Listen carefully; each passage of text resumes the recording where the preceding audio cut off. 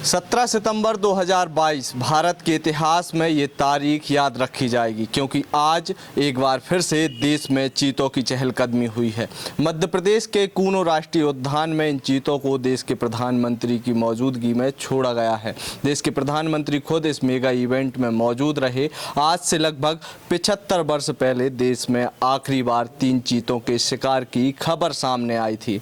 जब चीतों को लेकर यह सरगर्मियां बढ़ी, चीतों के आने को लेकर तमाम प्रकार से सरगर्मियां बढ़ी, तो लोगों के द्वारा अनुमान लगाया जा रहा था कि कोई छोटा मोटा इवेंट होगा, लेकिन ये इवेंट कितना ज़रूरी और कितना महत्वपूर्ण इवेंट था, आप इस बात को इस चीज़ से समझ सकते हैं कि 17 सितंबर यानी कि देश के प्रधानमंत्री मोदी के जन्मदिन का दिन, जिस दिन मोदी अपनी माँ हीराबेन का आशीर्वाद लेने जाते हैं। लेकिन इस बार इस इवेंट के कारण प्रधानमंत्री मोदी मध्य प्रदेश में लगभग 6 घंटे मौजूद रहे। यहाँ पर उन्होंने कूनो उद्यान में चीता मित्रों से बातचीत की, इसके अलावा स्वसहायता समूह में भी शिरकत की। मोदी को और चीतों को लेकर सोशल मीडिया पर तमाम प्रकार की चर्चाएं चल रही हैं कि इन चीतों की क्या भूमिका रहने वाली है, पर्यावरण के लिए कितने ज़रूरी हैं। इन तमाम विषयों पर आज हमारे साथ जुड़ेंगे पर्यावरण के जानकार सानिध्य जी। उनसे हम चर्चा करेंगे और जानेंगे कि किस प्रकार से एक पर्यावरण के लिए, एक सुखद पर्यावरण के लिए चीते भूमिका निभाते हैं। नमस्कार, मेरा नाम है अंकित और आप देखना शुरू कर चुके हैं आयुध।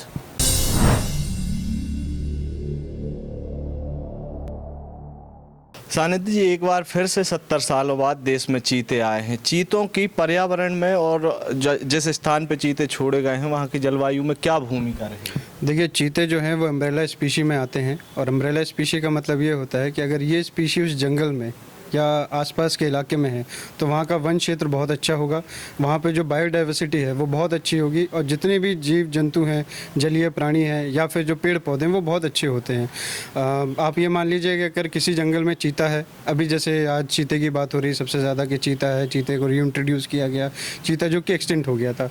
आप चीते से कंपेयर कीजिए तेंदुए को, या हमारे जो मध्य प्रदेश है वो एमपी स्टेट और लेपर्ड स्टेट है, वुल्फ स्टेट भी है।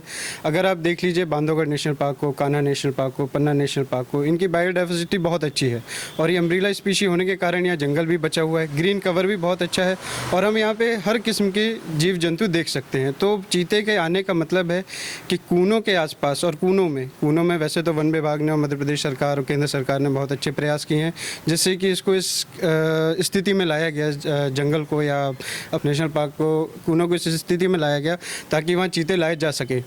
तो उसके बाद भी जब ये इनका रीइंट्रोडक्शन हुआ है, लेपर्ड वहाँ पे पहले से ही हैं, तो इसको हम ये मान सकते हैं कि वहाँ ग्रीन कवर और ज़्यादा बढ़ जाएगा, वहाँ का जो पर्यावरण है और अच्छा हो जाएगा, और वहाँ के जो लोग हैं उनको उससे रोज़गार भी मिल जाएगा।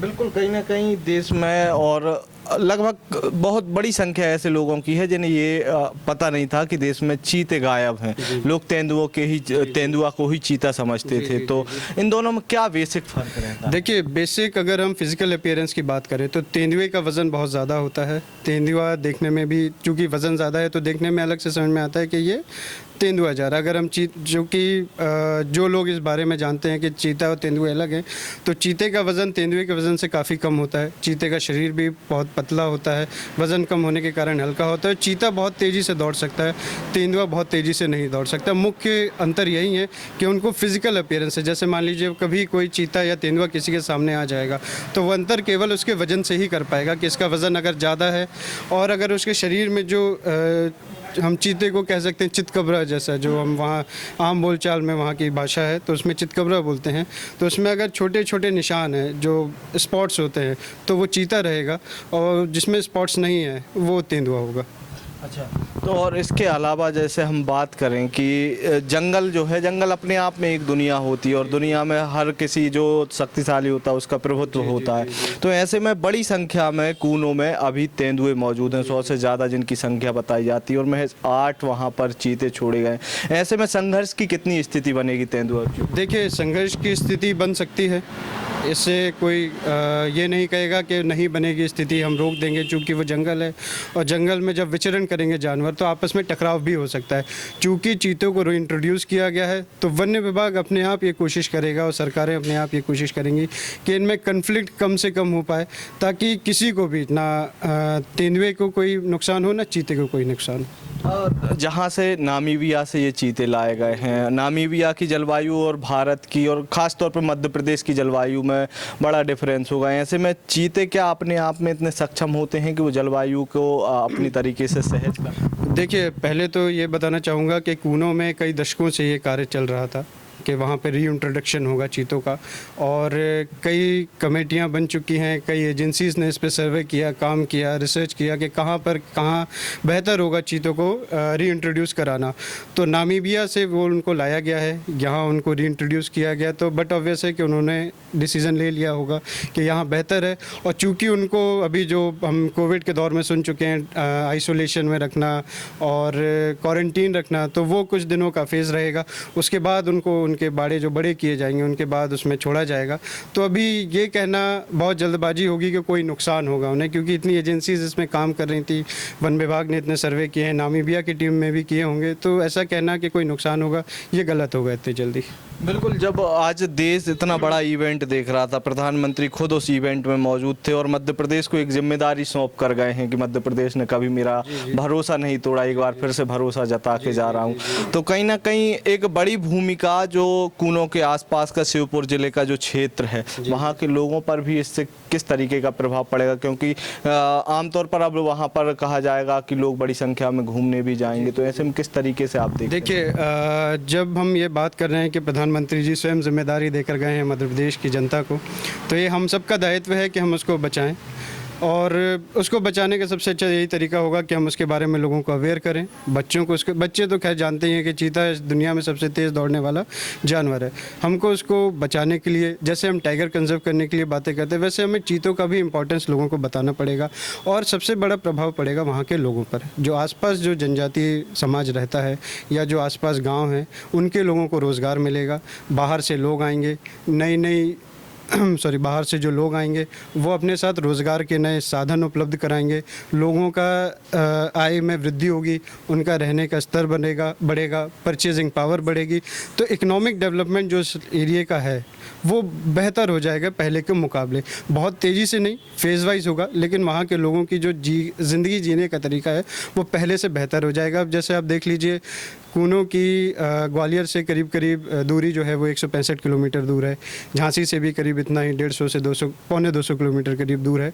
तो जब लोग जो फॉरेन टूरिस्ट आते हैं, हम बेसिकली फॉरेन टूरिस्ट की बात कर लेते हैं, हमारे जो देश के लोग हैं वो तो जाएंगे ही, हम ये चाहेंगे कि फॉरेन टूरिस्ट भी आएँ, मध्य प्रदेश की ब्रांडिंग हो, मध्य प्रदेश का प्रमोशन हो। हम लेपर्ड स्टेट हैं, हम टाइगर स्टेट है, हम वुल्फ स्टेट है, हम चीता स्टेट भी अब हो गए क्योंकि यहाँ इंट्रोड्यूस किया गया है।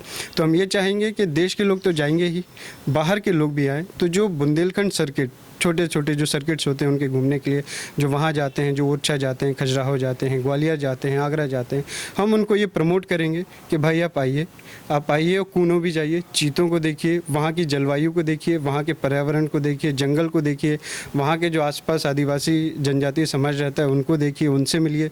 तो इससे क्या होगा कि वहाँ जब फॉरेन टूरिस्ट आएगा तो फॉरेन एक्सचेंज आएगा हमारे पास, हमारे देश की रेवेन्यू बढ़ेगी। तो इसमें हमारे देश की रेवेन्यू का भी बढ़ने का बहुत बड़ा हाथ होगा, और हमारा इकोनॉमिक डेवलपमेंट होगा, लोगों का प्रमोशन होगा उस क्षेत्र का, लोगों का एट लास्ट जाके इकोनॉमिक डेवलपमेंट होने के कारण उनका जो रहन सहन का स्तर है वो बढ़ेगा, बच्चों की पढ़ाई को अच्छे साधन होंगे, उनके रहने के लिए अच्छी चीज़ें होंगी, जो मैं पहले भी 2-3 बार कह चुका हूँ, ये होगा। बिल्कुल, पूरी दुनिया में आज जब मैं रिपोर्ट पढ़ रहा था तब पता पड़ा कि लगभग 7,101 के करीब चीते बचे हुए हैं, जबकि मध्य प्रदेश में हम देखें तो लगातार जैसे यहाँ पर टाइगर्स पहले से हैं और टाइगर्स की संख्या में दिन ब दिन मध्य प्रदेश में इजाफा हो रहा है। मध्य प्रदेश कई सालों से टाइगर के मामले में अव्वल बना हुआ है। तो क्या एक बार अब मध्य प्रदेश के सिर पर ये खिताब भी सजेगा? आपको क्या लगता है कि भविष्य में हम टाइगर स्टेट के बाद अब चीता स्टेट में भी दुनिया में नंबर बनाने के चांसेस हमारे रहेंगे? पूरी उम्मीद है, जैसे कि हमने और हमारे समाज से मेरा बच्चा मतलब है, बच्चे, वन विभाग, सरकार, केंद्र सरकार, राज्य सरकार, जो NGOs इसके लिए काम कर रही हैं उन सभी ने इसका प्रयास किया। तो हम टाइगर्स को जो एकदम ख़त्म तो नहीं कहूँगा मैं, जो एंडेंजर्ड स्पीसीज अभी भी हैं जिनकी संख्या में बहुत तेज़ी से गिरावट आ गई थी, उनको कंजर्व किया, उनको बढ़ाया, और आज ये स्थिति है कि मध्य प्रदेश को हम टाइगर स्टेट कह सकते हैं। वैसे ही भविष्य में उम्मीद हम कर सकते हैं कि जैसे हमने टाइगर्स को बढ़ाया, टाइगर्स को बचाया, जैसे हमने लेपर्ड्स को बचाया, वोल्स को बचाए वैसे हम चीते को भी बचाएंगे, चीते की संख्या भी बढ़ाएंगे और इसको अपना चीता स्टेट बनाएंगे। तो ये थे हमारे साथ पर्यावरण के जानकार सानिध्य जी, जिन्होंने बड़ी सहजता के साथ इस कन्फ्यूज़न को दूर किया है कि किस तरीके से महज एक जानवर नहीं है, चीता पर्यावरण के लिए बेहद ज़रूरी एक, क्या कह सकते हैं कि पर्यावरण को बचाने का एक साधन भी चीता को कहा जा सकता है। चीतों के आने से न केवल वहाँ की जलवायु में परिवर्तन आएगा, बल्कि वहाँ जो लोग रहते हैं उनकी दैनिक दिनचर्या में, दैनिक जीवन शैली में भी परिवर्तन आएगा। लगातार इसी प्रकार की वीडियो देखने के लिए आप आयुध को सब्सक्राइब करना ना भूलें। इसके साथ आप हमें फेसबुक, ट्विटर, इंस्टाग्राम पर भी फॉलो कर सकते हैं। बहुत बहुत धन्यवाद।